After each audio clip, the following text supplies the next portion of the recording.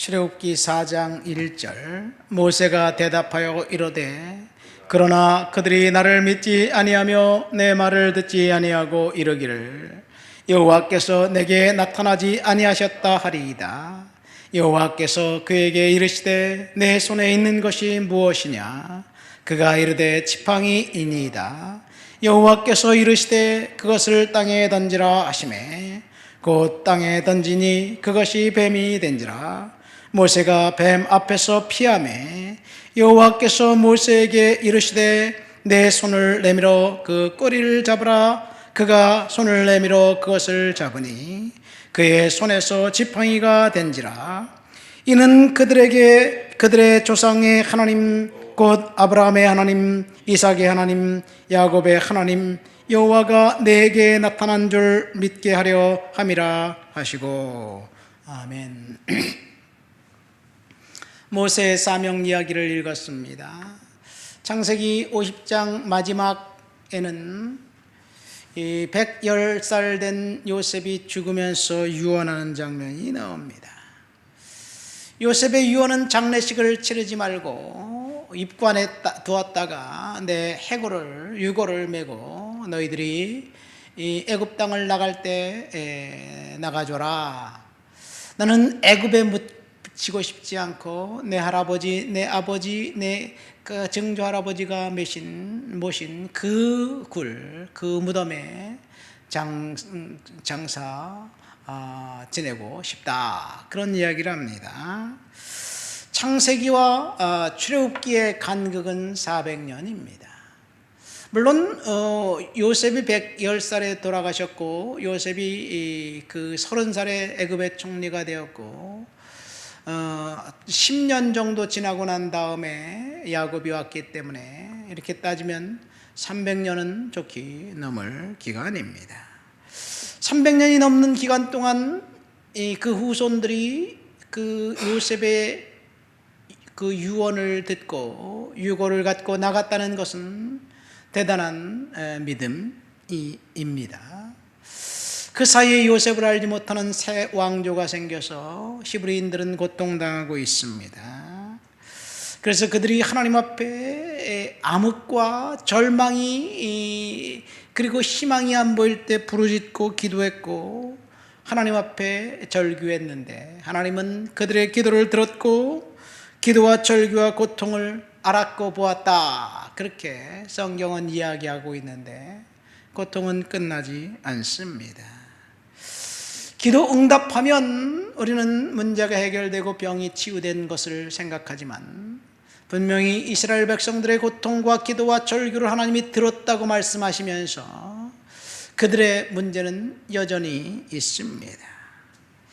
하나님이 들었다는 내용과 문제 가운데 여전히 있다는 내용, 그것이 응답과 무슨 상관이 있나요? 우리는 응답하면 축복받고 돈 벌고 병 치유받고 그런 것이라고 생각합니다. 사실 그것이 응답이라고 생각하는 것은 요즘 성도들만 그렇게 생각해요. 신사도 운동의 영향입니다.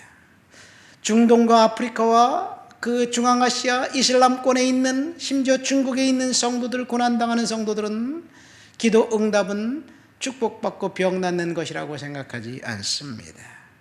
어쨌든 80이 된 모세는 하나님 앞에 부름받았습니다. 모세가 하나님 앞에 이제 그 헌신하고 결단하고 내가 여기 있습니다, 나를 써주십시오 이렇게 말했기 때문에 쓴 것이 아니라 하나님이 그 모세에게 직접 찾아오셨습니다. 출애굽기 2장에 보면 한 무명의 여성이 아들을 낳고 석 달간 숨겨 키우다가 갈대상자에 띄어 나일강에 보냅니다. 모든 것이 다 무명으로 처리되어 있습니다. 그 아버지도 그 어머니도 그 누나도 다 무명인데 훗날 모세가 하나님 앞에 쓰임받고 부름받게 되자 그 사람들의 이름이 요게벳이었다, 아므람이었다, 미리암이었다 이렇게 알게 됩니다. 어쩌면 우리들의 모습이 지금은 무명의 모습, 아무것도 아닌 것 같지만 하나님이 훗날 우리의 이름을 기억해 주시면서 내가 너와 함께하고 있었다는 이야기를 해 주시는 것이 아닌가 생각됩니다. 오늘 우리는 출애굽기 4장을 읽었습니다. 출애굽기 3장과 4장은 이제 모세가 얼떨결에 우연히 양떼를 데리고 하나님의 산 호렙에 갔다가 떨기나무 불꽃 가운데 임재하신 하나님을 만납니다. 하나님께서 모세에게 이곳은 거룩한 땅이니 내 신을 벗어라 말씀하시면서 하나님께서 모세에게 사명을 주십니다. 내가 지금까지 너희 조상들이, 너희 동족들이 하나님 앞에 절규하며 부르짖는 기도를 들었다. 내가 이제 너를 보낼 것이다. 내가 너와 함께 하겠다. 내가 반드시 너와 함께 하겠다 말씀하시면서 사명을 주시고, 그리고 모세는 그 사명에 응답합니다. 모세가 40년 전 그 나이 40살 때 개인적인 열정과 열심과 열망으로 사적 복수를 통해서 압제당하고 있는 동족들을, 히브리인들을 애굽의 그 바로 왕의 폭정으로부터 해방시키려고 계획하고, 그리고 압제하는 애굽인 관리를 죽였습니다. 아마도 모세는 이 바로 왕궁에서 크면서 유모인 어머니 이를 통해서 히브리인의 정체성을 듣고 알게 되고, 드디어 이제 자신이 일할 때가 되었다고 생각하면서 그 일을 했는지 모르겠습니다. 거기까지는 좋았는데 히브리인 동족들이 싸우는 것을 보면서 모세가 그들을 화해시키려 하자 폭력을 행사했던 사람이 모세에게 저항하며, 누가 당신을 우리의 재판관으로 세웠습니까? 어제 애굽 사람을 죽인 것처럼 나도 죽이려고 합니까? 이렇게 이야기를 하면서 자신이 살인한 것이 들통나 그냥 그 길로 광야로 도망가 버리고 맙니다. 사적인 복수를 통한 개인적인 열정은 철저하게 실패했습니다. 어쩌면 이것도 하나님이 또 다른 40년의 훈련 방법인지 모르겠습니다. 모세의 전반기 40년은 애굽의 왕궁에서 애굽의 학문과 세상의 모든 그 지적인 것들을 훈련시켰다면, 또 다른 40년은 광야에서 하나님과 독대의 시간을 가지면서 하나님으로부터 음성 듣고 순종하는 그 방법을 훈련시킨 거지요. 하나님이 훈련이 끝나자 모세에게 이제 이렇게 말합니다. 내 손에 있는 그 지팡이를 가지고 이적을 행할지니라, 이렇게 말씀하십니다. 드디어 하나님의 시간이 되었습니다. 모세의 지팡이를 통해서 하나님께서 일하실 시간이 되었습니다. 우리가 하나님의 시간이 될 때까지 우리가 할 수 있는 것은 훈련과 인내입니다. 사도행전 3장에 보면 나면서부터 안진뱅이 된 그 사람이 거린이 나옵니다. 성전 미문 밖에 앉아서 이제 지나가는 사람들에게 동전 몇 잎을 요구하는데, 때마침 예수님의 제자들 베드로와 요한이 지나갑니다. 그 사람은 베드로와 요한에게 동전 몇 잎을 요구했어요. 근데 왠지 이 사람들은 부드러운 얼굴, 미소 띈 얼굴로 동전을 줄 것 같은데 동전은 안 줘요. 쌩까고 그냥 지나가는 것 같아요. 저 사람이 동전을 줘야 돼, 왜 동전을 안 줄까? 그 사이에 다시 멈춰서서 베드로가, 내게 은과 금은 내게 없지만 내게 있는 것으로 내게 주느니 나사렛 예수 이름으로 일어나 걸으라. 손을 잡고 일으킬 때 그 사람은 두 다리에 힘을 얻었고 일어나 걸으며 뛰면서 춤추며 하나님을 찬양했습니다. 한 번도 걸어본 적이 없는 그 사람에게 동전 몇 잎을 요구한 것이 거부당했을 때, 그리고 베드로가 그를 치유시켜 하나님의 능력으로 그의 발을 일으켜 주기 전 그 중간 상태를 우리가 지금 하나님 앞에 기도하고 있는 우리의 상황이라고 한번 생각해 보세요. 우리의 요구가 하나님 앞에서 묵살되었고 거부당한 것 같습니다. 그러나 하나님의 계획은 동전 몇 푼이 아니라 아예 일어서 걸을 수 있는 능력과 힘, 더 큰 선물을 주기 위한 하나님의 그 침묵의 시간이라고 생각한다면, 우리는 믿음으로 능히 지금 그 중간 상태를 견딜 수 있습니다. 오늘 말씀에 보면 모세는 리더로 세움을 받았으나 그가 원하는 시간에 리더가 되려고 자신의 열정을 불태웠지만 거부당했습니다. 40년간 또다시 철저히 광야에서 낮아짐의 훈련을 받았습니다.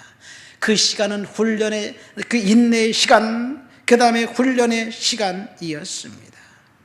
인내와 훈련의 시간이 지나야 하나님이 역사하실 것입니다. 여러분, 응답의 시간, 구원의 시간은 반드시 인내의 시간이 통과해야 온다는 사실을 믿으시기를 예수님의 이름으로 축원드립니다. 이렇게 찾아오신 이제 하나님께서 모세에게 질문합니다. 내 손에 무엇이 있느냐? 내 손에 지팡이가 있는데요.